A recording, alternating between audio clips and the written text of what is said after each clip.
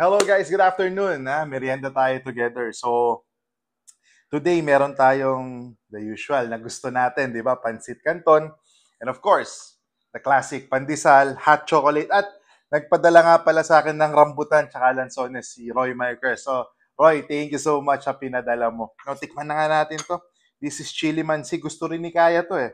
Actually, sa'yo nagbi-video ngayon pero bago kami nag-vlog, kumain, kumain na muna siya. Hello anak. Yan, siya yung nag-video ngayon. Hmm. Hmm. Classic.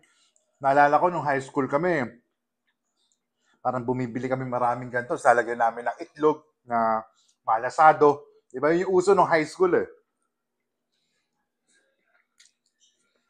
Hmm. Yun. Harap. Ito namang pandesal. Yan. Pandesal. Sausaw natin sa hot chocolate. Classic na merienda.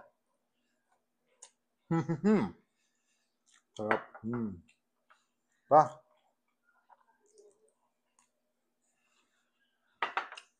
Uy, thank you nga pala sa sa pag-follow nyo sa mga page namin tsaka sa social media pages namin like dito sa Facebook, it's Abby Fajardo Cabrera, TikTok, YouTube, and Instagram, that's Abby and Filter TV. And yun, pag nagkita-kita tayo, available na yung sticker natin, mamimigay tayo niyan. Okay?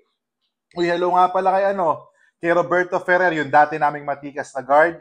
Tapos kay Lian Paraan. So, hello Lian, yan. Nakikita ko kasi pinapadala ng daddy niya na lagi siyang nanonood sa akin. At saka si Lakio Fajardo. Maraming salamat sa inyo. Tapos kay Carl Andre Castro. Andre, yan, namimiss na kita. Sana magkita ulit tayo.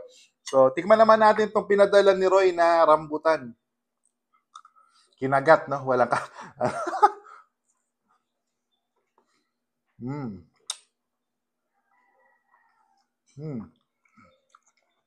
Mm. Tamis. Sabi niya, bagong harvest daw to, so masarap. Ito ng mga lansones. Natin. Ang galing ko kumain ng prutas, no? Kinakagat ko muna. Walang ka-class-class. Kasi nga, dito sinasabi ko, chill lang, kain lang, walang arte dito. Ang sarap. Thank you, Roy, so much sa mga prutas na pinadala mo. And yun, guys, once again, thank you for supporting our channel. Sige nga, kain muna ulit ako bago mag-extra.